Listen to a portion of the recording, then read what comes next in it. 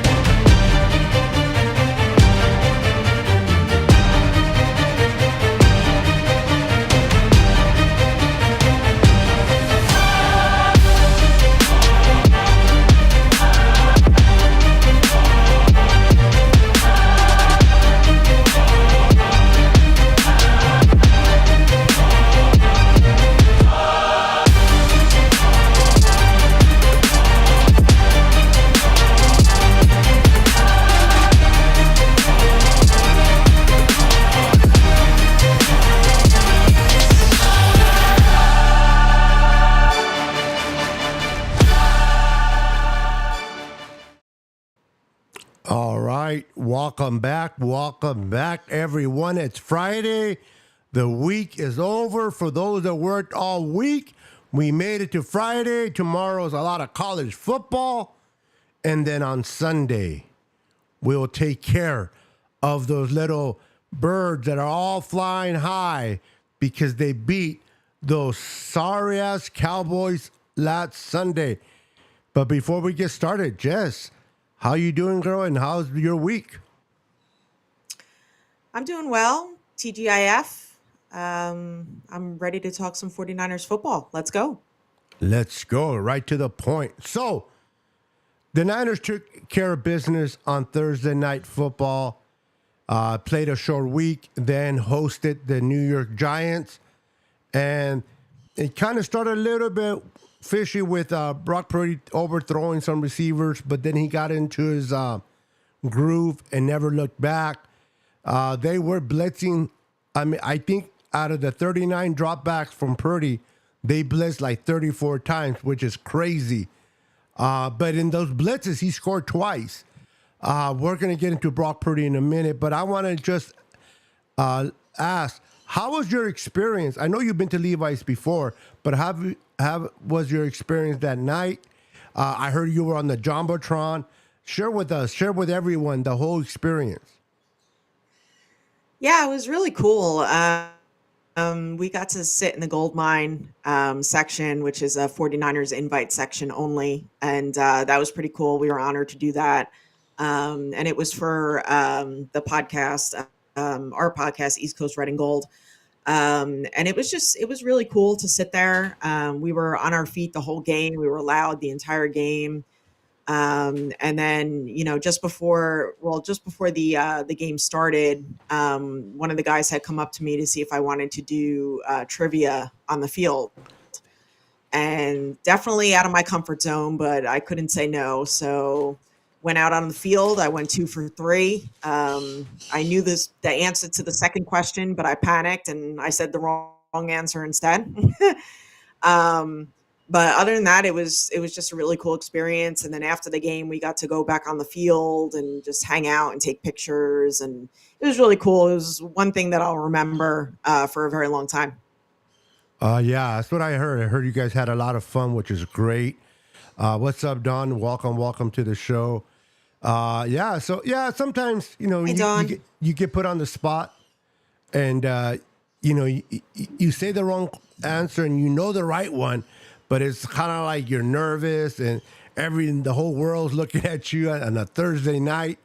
So I can understand the jitters a little bit there, but I'm glad you have fun. I did get invited by Jess. I was supposed to be there part of it, but things happen, and unfortunately, I wasn't able to make it. I did get a chance to meet some of the guys on Saturday. We went to San Francisco, we went to Berkeley and Richmond, so I got to meet them, which was kind of cool. But yeah, I heard you guys had a blast. I did a live during the game, and Brandon from Forever Faithful podcast, he was calling in. You can hear everybody in the background yelling, and but I heard that being in the section that you were not just able to sit down and enjoy the game. You had to put a little bit of work, which is nothing wrong with that. But tell us, what did they have you guys do during the game? Well, it was all about the chants, like the first down chant, the defense chant, the second half of the 40 seconds before the quarterback snaps the ball. We had to yell and stuff like that, and just to get we were pretty much the section that started it for the whole stadium, which was really cool. So yeah, it was definitely more than I usually would scream at a game, but it was so worth it, and I would do it again. I mean, that's the whole point. I mean, you get invited to the stadium by San Francisco. I got my window. It's hot here. It's not hot enough to have the air conditioning on, so I apologize for the background noise. But you get invited to the stadium. They ask you to be loud, and it's not like it's hard work. I mean, if you're a fanatic of the Niners and you're there Thursday night football prime time, your team is kicking ass, I'm pretty sure nobody struggled in getting up and cheering for the Niners. I think people were probably cheering even when they didn't have to. I would imagine just erupting in that stadium and having fun and enjoying themselves. And if you have help of Mr. Budweiser or Coronas or whatever it is, I can imagine that's it, more fuel to burn. So how loud was it? How loud was it in that game that the Giants? Because people don't realize when you watch it on TV, you can kind of think it's loud, but unless you're there in person, you don't know how loud it is. How loud did it get there at Levi's? It was really loud. I mean, home opener, Thursday night football on Prime, against the New York Giants. It was definitely pretty loud. And I know Bashar had said he didn't lose his voice, but it was definitely worn out. Yeah, mine was too. I actually sat next to Brandon, and we had a great time. It was pretty cool. On the offense, you're supposed to, for those who don't know, you're supposed to be quiet when the 49ers are out on offense. Some people don't know that. Brandon knows that, but he said something like, "Come on, Brock." So I turned to him, I'm like, "Shut the hell up." Wow. And yeah, it was just really funny though, like the way it happened, and like we were just like laughing and And giggling the whole time. he said, "Come on, Brock, really?" Because he's a Trey Lance guy. Yeah, but he said that, yeah. And I looked at him like said it like kind of low though, like not enough to like disrupt anything, but I just kind of like Yeah, it was took something it upon between both myself of to you. just yeah, Yeah, I yeah. got you. I got you. Yeah, you weren't being rude. It was a funny remark, like, shut It up. was a funny thing. Yeah. Yeah, I Yeah. know, I got you. I got you. I would imagine how hard it would be to contain yourself, even if they're on offense when you're excited, you're fired up, your team is winning, you're 2-0, about to go 3-0, and you're beating the ass of a team that you're supposed to beat. I would imagine that somebody told me to be quiet. It would be hard, man. It would be hard, especially if a player makes a play. Like there was like that one play by Debo where it took everybody's and their mothers to try to stop him. I mean, they couldn't stop him. It was like 10 guys, and he ran like forever. I can't imagine being quiet and just sitting there with your arms crossed and, oh, great job, Debo. I'm pretty Well, sure no, everybody's I fired mean, up. yeah, everybody was fired up and stuff, but like when, Brock is about to, when he's in the huddle and then they break the huddle and he's about to, hike the ball and stuff, that's when you need to be quiet. So everybody could hear that the ball is hiked and, and stuff like that. Like that's, and some people don't know that. So some people, cheer throughout, but we were kind of like doing this with the hands, like, quiet down and stuff like that. But it was It was really cool. That's amazing. I love it. I love it. I love it. We got a few people that are just trickle in. We got Daniel Cantu. They came in. We got my boy Frankie. We got Damian Lee in the house. We got Retackle in the house. We got Don and 49er Minded is in the house. What's How up, you doing, Bashar? sir? How you doing? How you doing? We got Luis Moreno in La Casa. What's up, guys? It is Friday, man. It is Friday. It's time to let your hair down and just relax. Put your feet up. Grab your favorite beverage, whether that's soda pop, beer, or a Jamba Juice. Handle your business and enjoy and get ready for some college football tomorrow. We'll talk a little bit about college. I'm going to test Jess's knowledge of college in a few minutes, put her on the spot, and then we'll talk a little bit about Niner. Don't tell me you don't know about college. Stop. I do. I don't watch it Ooh. enough, but I know about college football. Oh, let's find. Oh, so this is going to be fun. No, I won't put you on I the know that spot. Notre Dame got their ass beat last week. Yeah, they did. No, I would never put nobody on the spot. That's not cool. I wouldn't like to be put on the spot, so I'm kidding about that. Yeah, and then USC took care of Mr. What do they call him? Prime time. You know, the hype was great for 3 games, but they met a wall against the Ducks, Oregon Ducks. Now they're going to, excuse me, not USC, the Oregon Ducks put a wall upon them last week, and now they're facing They play USC. USC tomorrow. Yep, yeah. What is this, Caleb Williams, or the guy's supposed to go number 1 next year's draft? I don't know about you. Caleb Williams? Yeah, I don't like any quarterbacks that come out of USC, to be honest with you, but maybe this guy changes things around. Carson Palmer was the closest one that was okay. And then Mr. Mark Sanchez, the butt fumble guy, was probably the best one, but he went to a great situation in New York. That sounds funny to say, but at the time it was a great situation for him. We'll see what this kid has. If the Rams keep playing the way they're playing, maybe, you know what? I actually want the Rams to win a few games. I don't want them to get anywhere near that quarterback because we don't want the Rams to be competitive at all. They did pick up a nice receiver. In all honesty, I think it's going to come down to probably the Bears. It looks like the Bears and Broncos. Yeah, so I wouldn't worry too much about that. So talking about the Broncos real quick, let me ask you. If the Niners... Bashar's giving a shout out to my mom. Is he? Where is it? Where is it? I got to give you access to be able to pull up these comments. I got to figure out a way I'm going to do it. Jess has the coolest. You know what? Bashar called me on, I believe the game was on Friday. He spent the night at his sister's Friday night, and then on Saturday, he got stuck a little bit of traffic, so he calls me, right? You know, he just likes to use me, but it's okay. No, just kidding.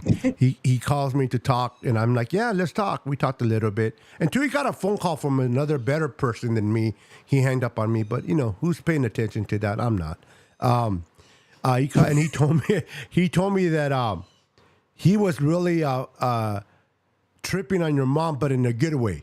In a very good way. Like, she's spunky. She's like the opposite of Jess. You would think the mom is like, is Jess adopted? Because Jess is quiet, kind of reserved a little bit. Her mom's yelling, you know, Rudy. And he was just fired up for your mom. He says your mom was the coolest person there. Yeah, I'm kind of like my dad. My dad is very more reserved. Yeah. Your mom's the more spunky one. So I bet your mom kept your dad on his toes, huh? Guess so, yep. I like it. I like it. I like it. She's born and raised in Jersey? Yes. Yep. Oh, okay. From Jersey City. Now, Bash told me that your mom has the accent. You don't. I'm curious. My mom has a Hudson County accent. She's from elaborate Jersey on City, that. Break it down for me. Like, what do you mean, like Hudson County? Yeah, Hudson County is one of the counties in New Jersey, Okay. and it's Jersey City. What else is in Hudson County? Weehawken, I believe, Edgewater, like all kind of closer to New York City. Okay. So she has a Hudson County accent, being from Jersey City. So that's her accent. I don't have the Hudson County accent because I was not born and raised there. Okay, so not Um, everybody that's born in just Jersey, where you were, doesn't have an accident, or yeah, I mean, some people do have an accent. It just depends on what part of the state you're from. but if you would have been born where your mom was born and raised there, I then would you have would. an accent. Okay, okay, Yeah. fair enough. Got you. Okay, well there it is. There it is. Don says, Niner Beto, did you see that Giants fired? Yeah, yeah. You're talking about the San Francisco Giants. Yes, they fired them. I just read it Yep, they actually right did. before I went live. So I'm gonna go. I'm gonna deeper into that after the show and be a nosy guy and see what's going on. I feel bad for him, but yeah, this team was like it went. I've been a A's fan for all my life since Jose Canseco, but the owner does not want to win. He just develops players and sends them off to other teams. And I finally got convinced by one of my best friends, Nate. He says, like, dude, I know people are not supposed to switch teams when they're doing bad. You're supposed to be loyal no matter what. But the Oakland A's don't want to win under this ownership. They don't want to win. They just don't. They are trash. And I'm like, yeah, I don't even want to watch baseball no more because of it. And he's like, and then my wife's a Giants fan. A lot of friends are Giants. So I have a lot of Giants already in the house. So I'm like, you know what? It's not going to be a hard transition from A's to Giants. And so I switch over to the Giants. And then they start losing. My wife's like, can you go back and support the A's? I'm like, shut up. But we'll see what happens next year. But yeah, they fired him, and it sucks. But it's part of business. You don't produce. This is why anybody that talks about firing Kyle, you need to shut up because you don't fire someone that produces wins. So that's a whole different game. Let me ask you what I was going to ask you. So the Niners keep winning. If the Broncos keep losing, and we were able to get some money aside because we structured some contracts prior to the season starting. If someone like Sartain is available and the Niners can beef up their secondary, I want to get your opinion on a trade for him. Would it be worth it to you? Is it too early right now to even make an honest comment? Or it would depend on how much we have to give up in capital. With all that entailed, what would you do if you were the GM of the San Francisco 49ers? I would pull the trigger and go and get them. I think our secondary needs that one more lockdown corner. I'm not knocking any of the secondary that we have, any of the corners that we have, but I just think that we need that one lockdown corner besides Mooney Ward. So I would definitely go and get him. How about you? Yeah, I mean, I love the development of Lenore. I love the way Lenore is building his Right. personality and his character there. But listen, we're going to be facing down the line some quarterbacks. And these quarterbacks, they may be going through their little ups and downs right now, but they're going to get better. It's just in their DNA. A Joe Burrow is going to get better. A Joe Burrow's not going to play like this all season long. Mahomes, Josh Allen's already playing good. Right now, Lamar Jackson is struggling a little bit, but I don't perceive that to happen. Look at Talanoa, not Talanoa, the quarterback for the Miami Dolphins. Oh, Tua. Tua, thank you. He's playing really, really good. So you're going to need. I know that the best friend for a secondary is a pass rush. We have that pass rush, but imagine having a lockdown corner like Sartain there, and then you have Ward, and then you have Lenore in the middle in the slot. I mean, if the receivers can't get open, that front four is going to get there even sooner. It's all about the quarterback holding on to the football. If they have to hold on to the football because there's no players open, that front fours are going to kill those quarterbacks. So, to me, the front always complements the secondary. The secondary always complements the front four.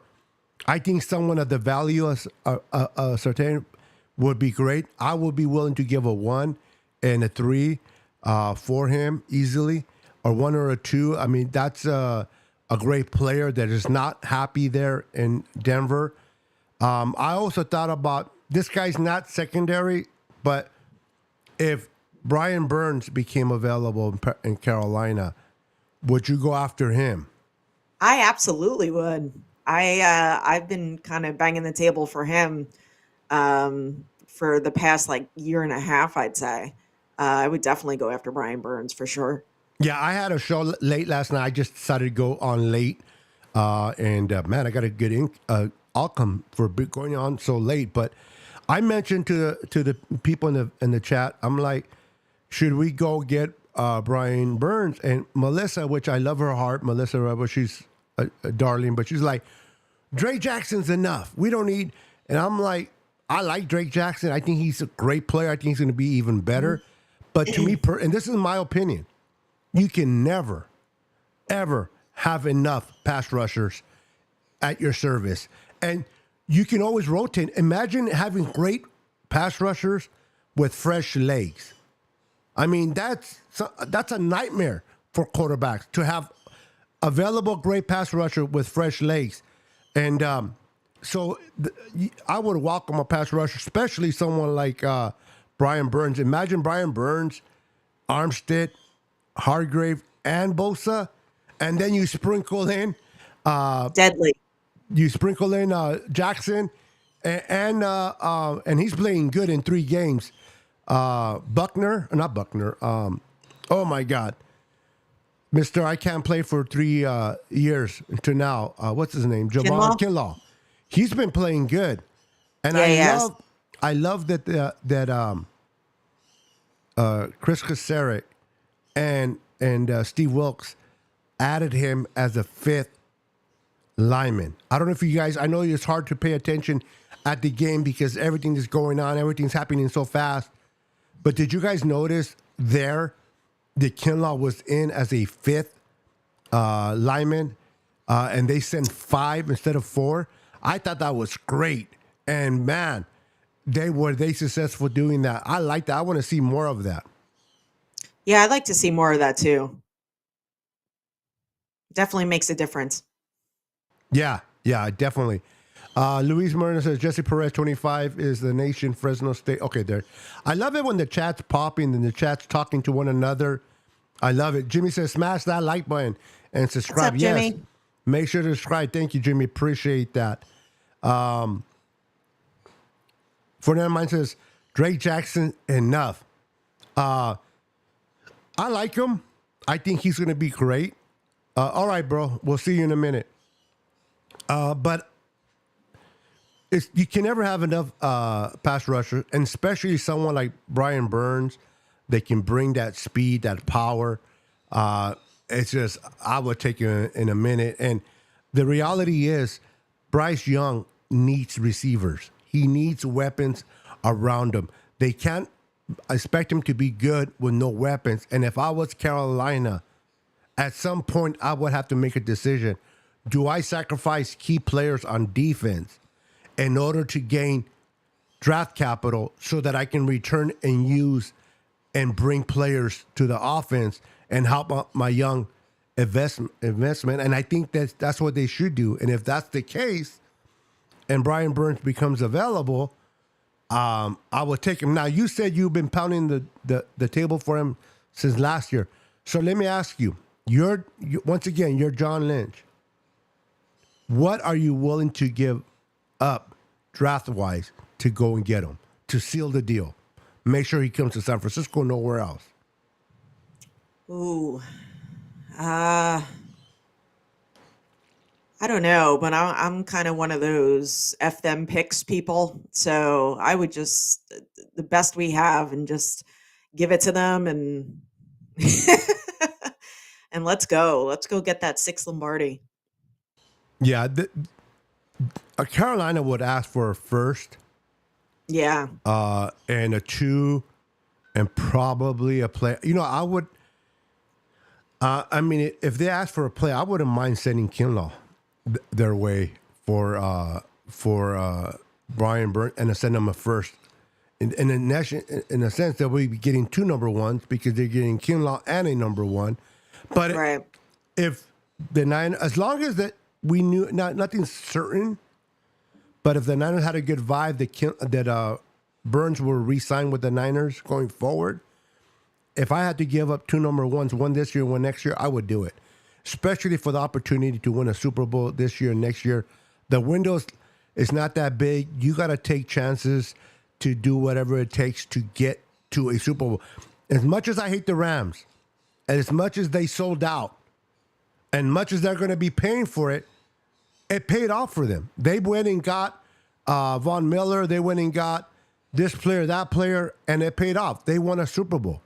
And whether they suck for the next 5 years, they can always hold on to that Super Bowl championship. So sometimes you have to be aggressive. Sometimes you got to be smart. You got to think of the future. But when you're knocking at the edge every freaking year, you got to do whatever it takes to get you over the hump. And I think the Niners know that.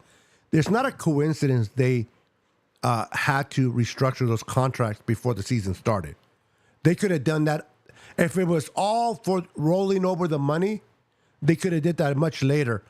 I think True. they got it set so in case a player that can make a change to that or can make the Niners even better, they can go out and get and not have to worry about the money where it's coming from. So that's the Niners know they're knocking on the door. They're knocking. They're what player is going to take us above the edge? Some people said maybe bring in Devontae Adams as a receiver, but that's a lot of money. Nah. That's a lot of money he's coming with you. And I'm confident in Debo. I am confident in Ayuk. Our offense is putting up 30 points already. It's not like our offense is struggling. Now, you can never go wrong by adding a pass rusher or a corner on a defense. You can't. So if we do bring a player, in my opinion, it would be an edge rusher or a corner. So those are the two options out there. It's still early, but the way the Broncos are going, and Surtain doesn't want to be there, we'll see what happens. But we are winning. We are 3-0. We're about to face the Arizona Cardinals at Levi's. This team should not be overlooked, in my opinion. Why? Because even though there's been a lot of changes in management and the front office, it seems like this change was good for them. It's better personnel. This kid, Joshua Dobbs, was about to get hired at Amazon to be a driver, and they called him up, say, hey, you want a quarterback for us? Or not quarterback for us, but be on our team. And he played so well that they let go. What's his name? Their backup from last year. Yeah, Coy McCoy. And it's been paying off. Now, they should have won against the Commanders. They had a lead against the Giants. And they finally took care of business with the Cowboys and beat them. This team could easily be 3-0, not 1-2. Do you think, Jess, that the Niners are coming in on Sunday and overlooking Arizona and already looking ahead to face the Cowboys? Or do you think this team is disciplined enough to say, hey, especially what we saw against the Cowboys, we need to back up our horses a little bit and focus on this team before we look ahead? Well, the Cardinals could definitely easily be 3-0. Kyle Shanahan even said that. I don't think that they're being overlooked because you know what? When you play in the NFL, if you're an NFL team, you shouldn't be overlooked no matter how good, no matter how bad you are. And I don't think that we're overlooking them just based on, some of the players' comments and, whoever it may be, whether it's Fred Warner or George Kittle. from both the offensive side and the defensive side of the ball. So I don't think we're overlooking them at all. We definitely have the better team, so this should be one of those games that we definitely take care of them. And I definitely think that we go 4-0 after Sunday. Yeah, I'm with you. I think the Niners are not overlooking the Cardinals. And to be honest, let's be honest. The way the Cardinals played and beat the Cowboys, and a big if, they were overlooking the Cardinals. This loss by the Cowboys was a little bit of a red flag for the Niners. Like, oh crap! All right, maybe we shouldn't overlook these guys. So I'm kind of glad the Cowboys lost because it keeps the Niners sharp. Like, okay, you know what? This team is not that bad. We got to play them. We can't overlook them. And I think the Niners will handle their business. As bad as the Cowboys were, they were missing out. They were missing 3 offensive linemen, and yet they were able to run the ball on the Cardinals. The Cowboys were able to run the ball with 3 missing linemen.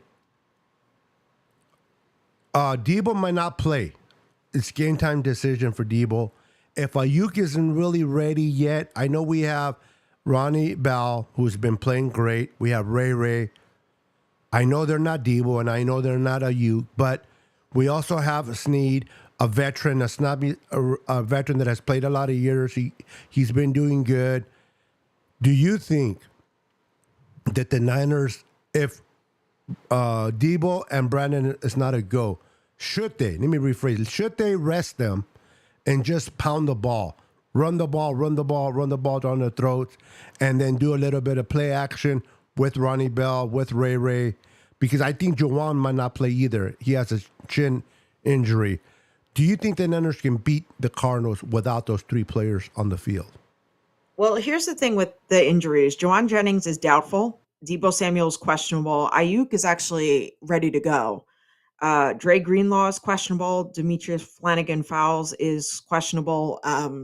They have Chris Conley and Willie Snead that are 2 veteran wideouts. I think that, if Juwan Jennings doesn't go, I don't think Debo, I would actually be surprised if Debo goes this week. I can see them resting him for the Cowboys week, but I think we'll be okay.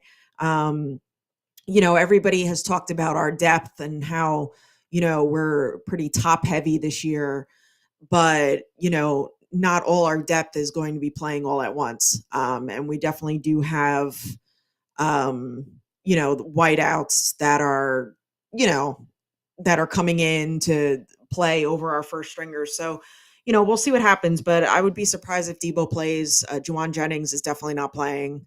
Ayuk will be in there.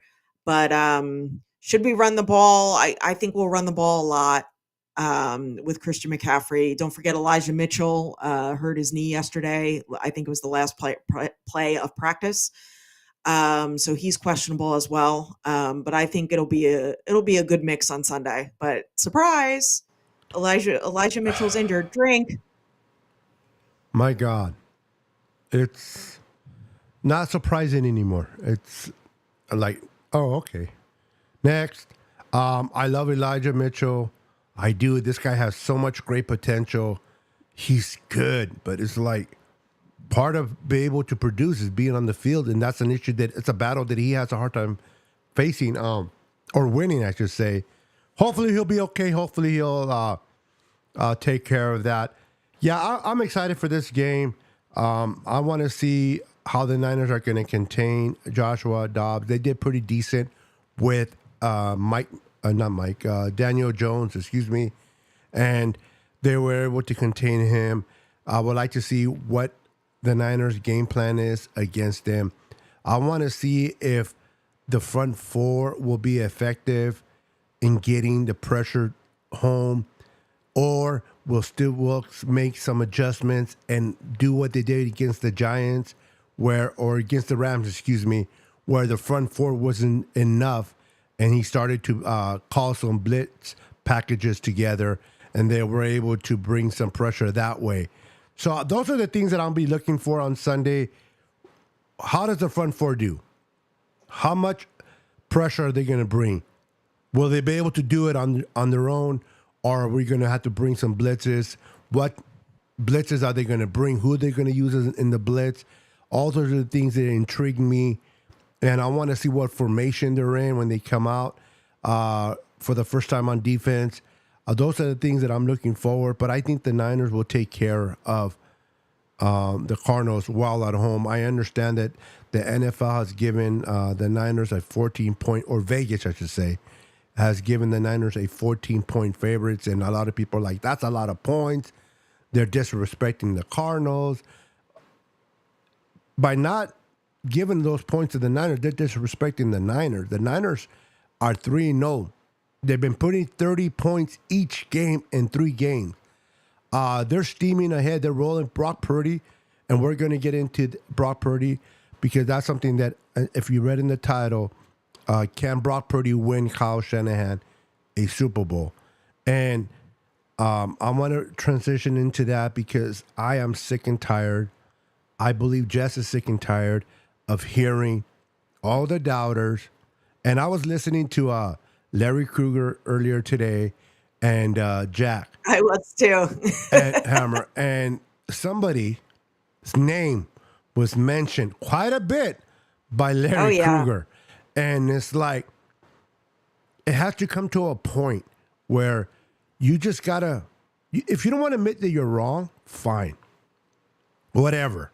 But to continue to make excuses about why this or why that is, at what point are you going to realize that the Niners found their franchise quarterback of now and the future and Brock Purdy? He doesn't have to have the biggest arm. Is it beneficial? Yes. Is it necessary? No. Especially under this scheme that Kyle runs here in San Francisco and the weapons around him.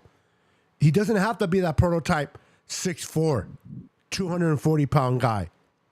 What this guy can do between his ears, how great he processes, how quick he reacts to what the defense is doing, his adjustments, the way he gets the ball out of his hands. He's very smart. He doesn't turn it over. Now, some of those plays against the Giants, yes. Some of those balls should have been intercepted. Kittle went from being a tight end to a D-back by deflecting that ball away, which should have been intercepted. But I seen Josh Allen throw a lot of those possible interceptions. I seen Mahomes do that. I seen Joe Burrow do it.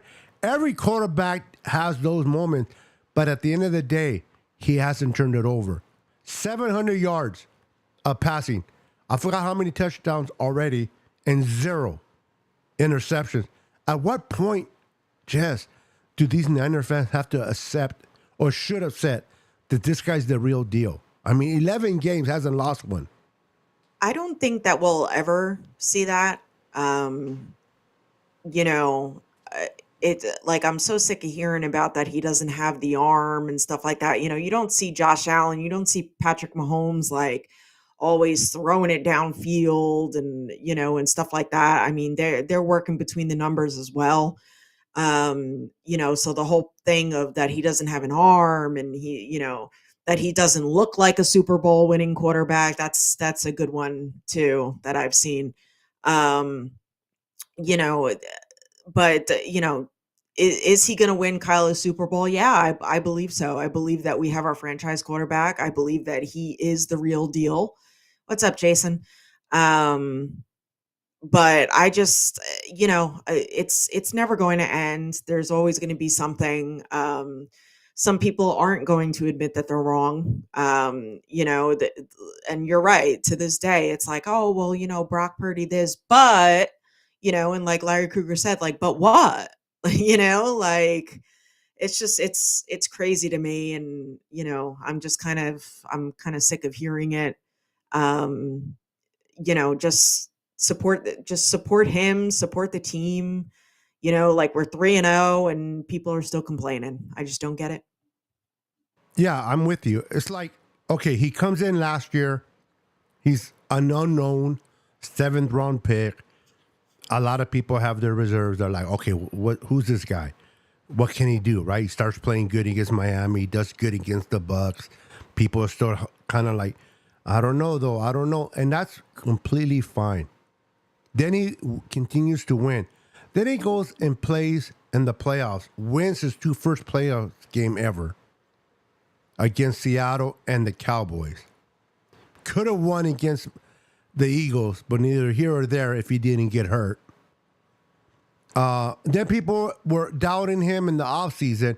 While the injury that he received, can he be the same old Brock? Maybe he's not the same. Maybe he's going to struggle. There's your doubters. Fine. You want to doubt? Then that was our time to doubt. But since he can, and then he's thrown all these interceptions in practice, all right? And then he, this or that. We are 3-0. This guy has done everything that he needs to do to win. At what point are you going to continue to doubt? At this point, to me personally, this is my opinion. If you're doubting him, you just don't like Brock. At the end of the day, you just don't like Brock. And it's okay. If you don't like him, you don't like him. But be a man or be a woman and admit it. You know, there's, well, And you know what? And not to cut you off, but it's those same people who are saying that Kyle Shanahan and John Lynch shouldn't have been extended now. Oh, yeah. Yeah. It's, you know, I understand winning the Super Bowl is everything. I understand that's the ultimate goal. It is. Super Bowl bust, right? I understand. But you got to be relevant. You got to be good. You got to be close enough to the dance to get invited in, right? Once you're in the dance, whatever happens, happens. What Kyle and John have done. Now, you got Harbaugh that came in and took over a team that was really good, that was just mismanaged by idiots like Chip Kelly and Jim Tansula. And he did what Harbaugh came in and did well. But in the case of Kyle and John, they didn't have that same luxury. They gutted out that team. We were trash when they took over in 2017. They gutted out the Niners. They only kept 3 players of everyone that was on the team. And within 2 years, we were in the Super Bowl with this regime. And we were winning into the fourth quarter. Whatever the reason why we lost, we lost. We all know that. It's no breaking news. But we were there. We've been to multiple NFC championship games. And I keep hearing, but until Kyle wins the Super Bowl, he's not a good coach. I mean, I don't mean disrespect to no one, but that's idiotic to me. Mark Levy was one hell of a coach, Hall of Fame, and never won a Super Bowl. Don Shula, great coach, never won a Super Bowl. So listen, Andy Reid, great coach, better now that he's won 2 Super Bowls, but great coach, Hall of Fame coach anyway. And it took him to find his quarterback that he felt comfortable with to run his scheme, and the rest is history. Kyle has finally found the quarterback that he can open up the playbook, take chances, and know that if that play that he calls does not work, that Brock will do whatever it takes not to make it fail, but to extend the ball anyway. Kyle has complete confidence in Brock. Brock is showing him confidence after confidence per game in game. Listen, Jess, people that want Kyle fired, I don't understand that. It's like, who do you bring in? Some people, well, you can bring the enemy. What has he done? What has he done to tell me that he's better than Kyle? He hasn't done anything. And I was kind of thinking about this today, like exactly that. Like who would we be able to bring in? And like, hey, Terradome, like you have somebody like Mike LaFleur or Matt LaFleur, the coach of the Packers. Like, would you want somebody like him? Absolutely not. No, I wouldn't. I'll take Sean McVay. but I would not over Kyle. I'm just saying if we didn't have Kyle. But no, I wouldn't take Matt LaFleur. The point is, we have a hell of a coach. Does he have an ego? Yes. Is he perfect? No. Does he make mistakes? Yes. But this guy this guy knows offense. He's a genius. He puts quarterbacks in the best position to win. People tell me, well, it's Jimmy this and Jimmy that. It's not Kyle. Jimmy has thrown 6 freaking interceptions in 3 games with the Raiders.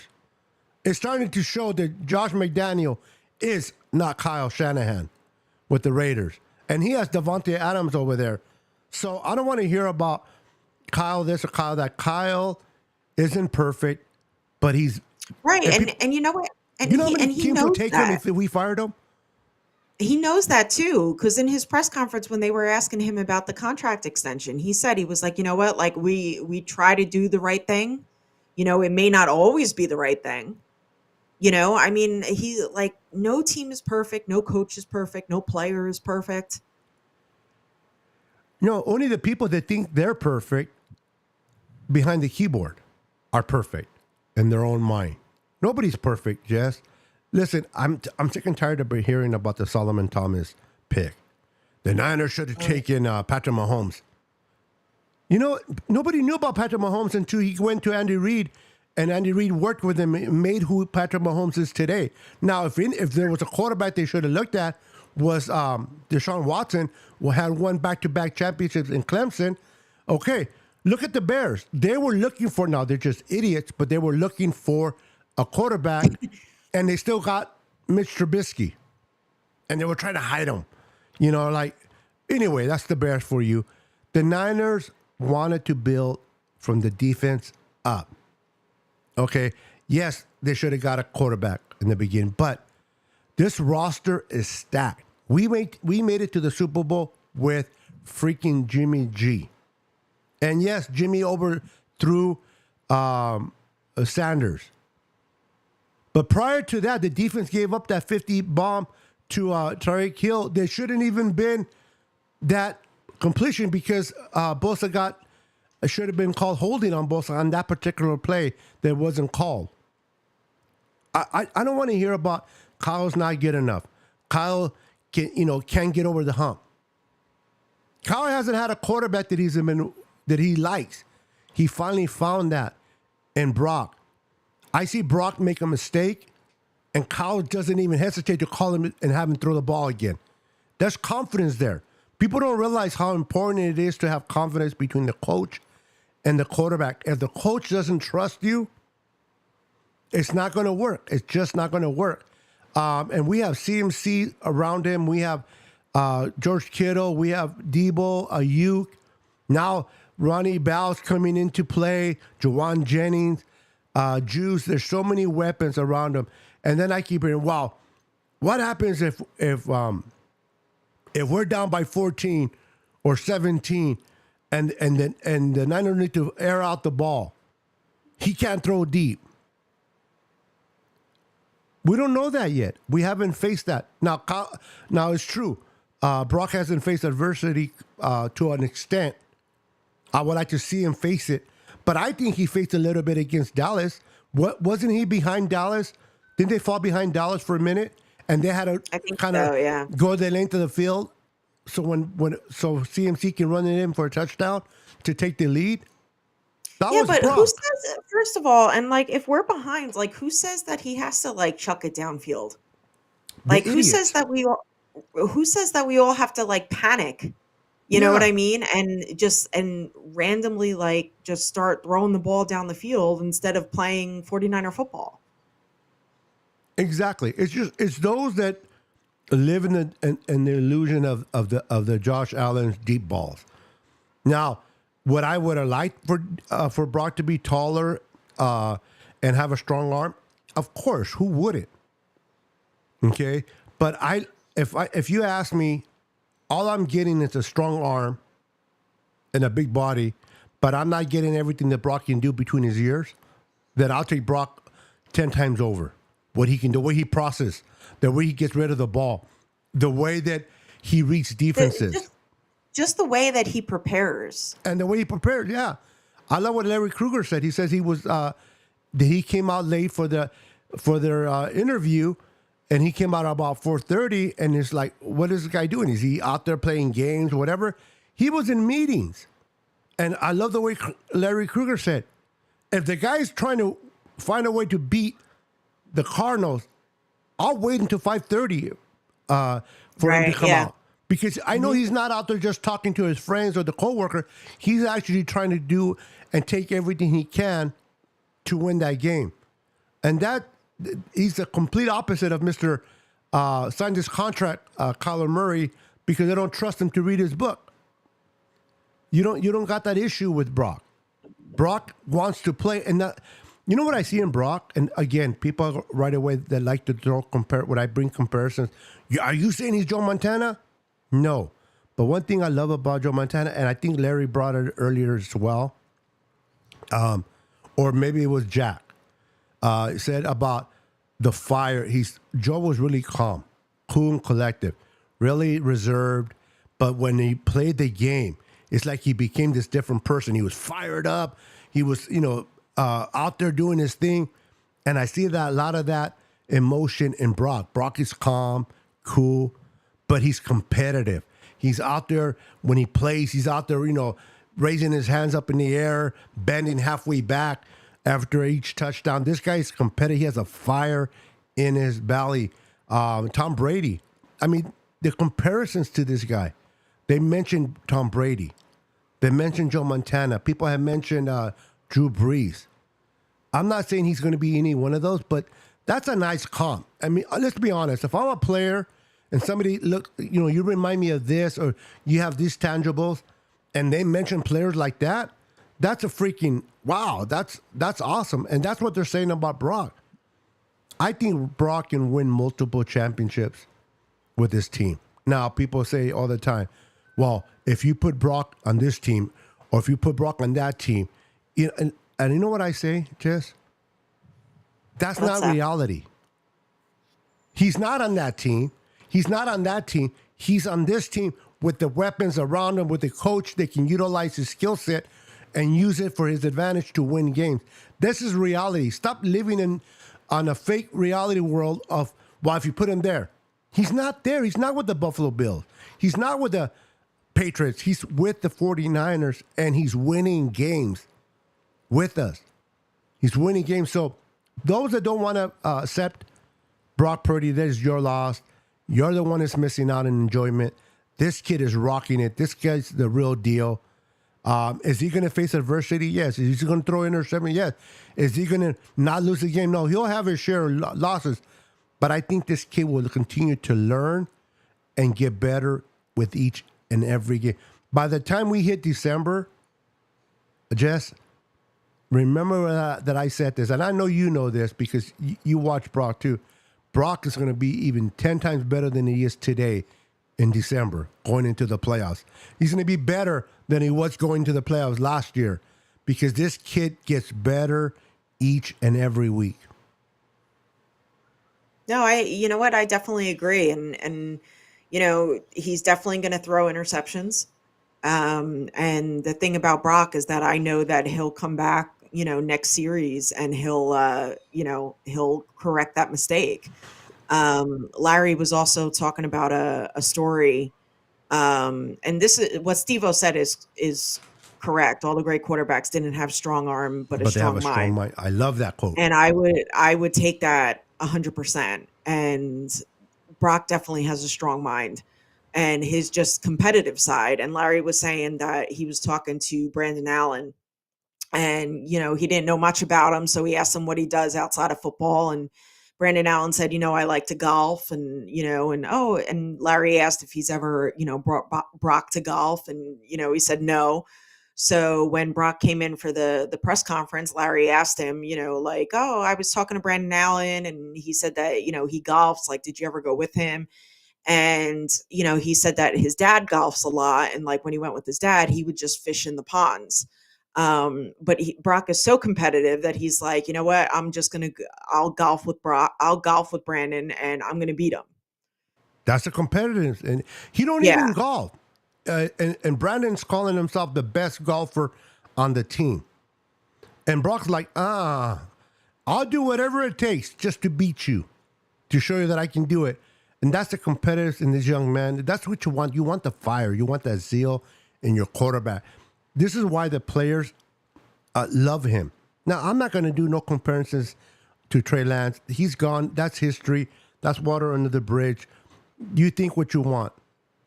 Players love Brock. Why? Because they know they can go out there and win. They know that when things break down, when things don't look good, when things are not going the way it should go, they trust in Brock. They believe in him. They got his back. And when you got a team believing, and the guy that runs everything is something that you can't teach a team. It's about trusting and knowing, no matter if we fall behind, no matter if we struggle here, no matter if Brock is throwing some crazy throws that don't look good, they believe in him. You know what? He'll figure it out. He'll fix it. He'll make his adjustments, and we will win this game. And he's done it. Everyone talks highly about Brock. I mean, they made him a captain year one of it being a starter. A 7th-round quarterback is a captain year one. There has to count for something. And the captains, if people did not realize or know this, does not get picked by the coaches. It's extremely players that pick their captains. That means everyone wanted Brock to be a captain. That's how much respect he has. And to me, he has gained every bit of it. I mean, the guy went through the type of injury. He took care of his body. He went through rehab. He had to do everything he had to do. And people were thinking he was going to miss until week 4, blah, blah, blah. The guy was able to come in before training camp started. And people, wow, okay, fine. He's come a little too early. Maybe the Niners trying to make him too. It's like excuse after excuse. Well, maybe his arms are going to get tired. The 4th game in? I haven't seen nothing tired about his arm. He's playing the same Brock that we saw last year, the same Brock that I'm seeing this year. A kid with confidence, a desire to win, and a will to win. Now, is he going to be successful each and every game? Probably not. But if I had to go out, and I hate to use this word war, but the other people used to say, to go out and fight, he used to be the kind of guy that I would like to follow. He'll be the kind of guy that I would pin my ears back and says, you know what, I trust you. Lead the way. I got your back. And that's just the confidence that Brock has built through his time there. And so He's definitely the leader in the locker room. Yes, one of the leaders in the locker room, which is why he's a captain this year. But do you think, you said that Brock could win multiple Super Bowls, but you obviously think he can get Kyle a Super Bowl. And I think that too. I think Kyle finally found his franchise quarterback, just like Andy Reid found his franchise quarterback in Patrick Mahomes. So yeah, I definitely think, and I think this could be our year. I think this is our year. We're sitting at 3-0, and I wish people would enjoy it. And absolutely enjoy the wins. The wins are hard to come by, and the Niners. And I'll say this, and I've been saying it for a minute. This year, in particularly, the greatest opponent that the Niners will face this year is the injury bug. That is the greatest opponent, in my opinion. If they get injured, then we're in trouble. But if they can stay somewhat healthy, even if they miss a game here or there, but they don't miss like 7 or 8, 9 games, this team is unstoppable. I'm not afraid of the Cowboys. I'm not afraid of the Eagles, the Browns. Does it mean that we're going to win those games? No. But I'm not afraid of them in a sense where, like, man, we just don't match up with them. We match up very well with any team in front of us, even Kansas City. We just don't match up very well against injuries. So if we can stay healthy, Jess, this will be our year. And Brock will be hosting that Lombardi Trophy. And maybe for some people, that will be enough to believe in Brock. But you might have those still, The well, and it's like, it is what it is. Yeah, I hear you. I just, I wish that would just all stop, but someone's always got to complain about something. What's up, Bebop? Yo, what's up, Bebop? Good to see you, my friend. So, we're come to an hour. As we close, I just want to ask you, give me two things you took out of the Giants game.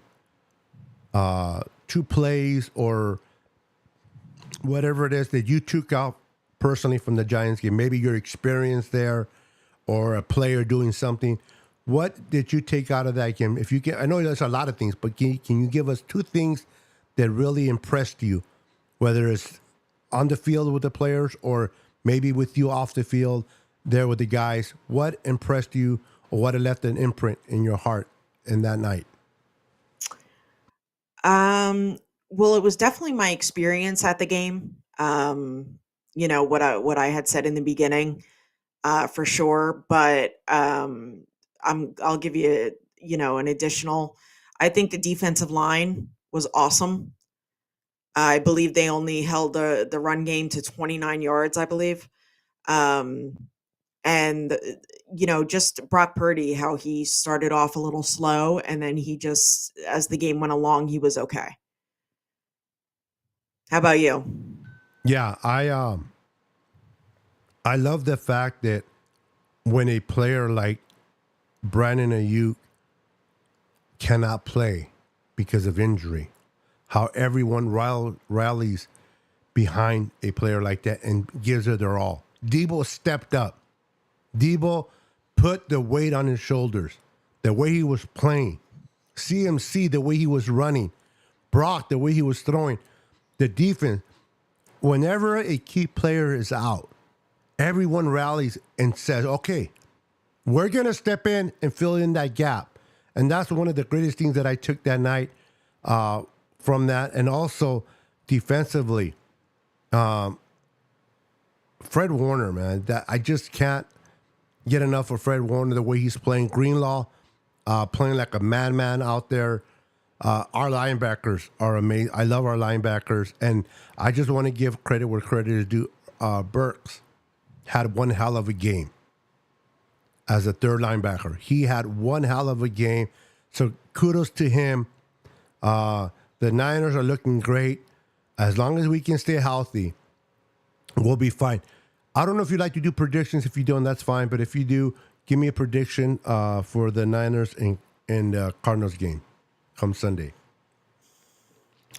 I think we go over 30 this time. I don't think we're going to be exactly at 30 like we have been for the three games. So I am going to go 38-7. Whoa, 38-7? I love. Yes. See, and the dog's in agreement. Yeah, well, another dog started barking outside, and whenever she hears a dog bark, I already know this one over here is gonna say hi. I like it, 38-7. Wow. Terradome, real quick. Brock drops dimes, and I love the 5-2 defense. Steve Wilkes, yeah, the one with the two linebackers and an extra D lineman. It was awesome, and kudos to Javon Kinlaw. Listen, a lot of us. Let me just speak for myself. I've given a lot of crap. He can't play, he can't stay healthy, he's a bust, blah blah blah. It's been only 3 games, so I'm still reserved a little bit. But so far, I like what I've seen from this young man. He looks like he's healthy and he's playing his ass off. Kudos. I'm giving you flowers, Javon Kinlaw. Keep it up, my friend. You're doing an amazing job. Maybe you're working another contract with the Niners, or maybe you're working for a contract with another team. Keep doing what you're doing. So I am with you, Terradome. I love that 5-2 defense that Steve Wilkes is doing. Terradome is cracking me up in the comments. I actually didn't even have Kinlaw making the roster. So, yeah. Really? So I was definitely wrong about that. Wow. Remind me not to be Thank in you, your shit Terradome. list. He didn't have him making the roster. Ron Kinlaw is really, making himself known these 3 games. So I look forward to that improving for sure. He has the most pressures of everyone on the team. That is freaking amazing. If for those that know me, I'm not a big. I love sacks if they can get them, great. I love pressures more. Sacks are great, but some sacks are misleading. The quarterback can be running your way. The quarterback falls and trips, and you happen to touch him. You sacked him. But pressures, you make those happen. I like that. You gave a 38-7. Terradome saying 38-17. I'm gonna go over 30 as well, but I'm gonna say 34-17. 34-17 is my prediction for the game on Sunday from the Cardinals. We will be 4-0, and then we'll be talking about the Dallas Cowgirls. Jess, it was fun having you once again. I know it's late where you're at. Is there anything happening on your channel, the East Coast Red and Gold, that you want to plug in?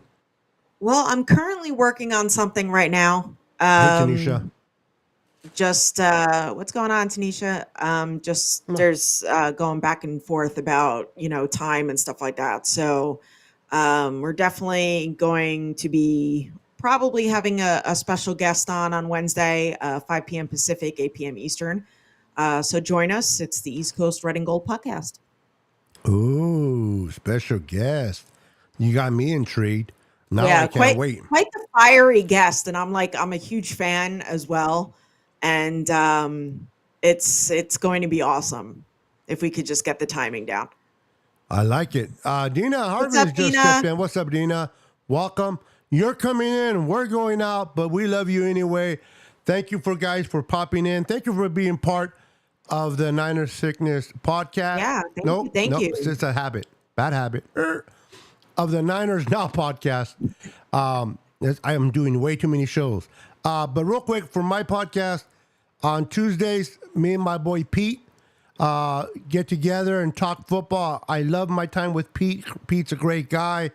Lucas, from 49er Fanatic podcast, come and hang out with us. And then every Friday at 5 p.m. Pacific, 7 o'clock Central, and 8 o'clock Eastern, join us here on the Niners Now podcast. Thank you guys. Have a wonderful night.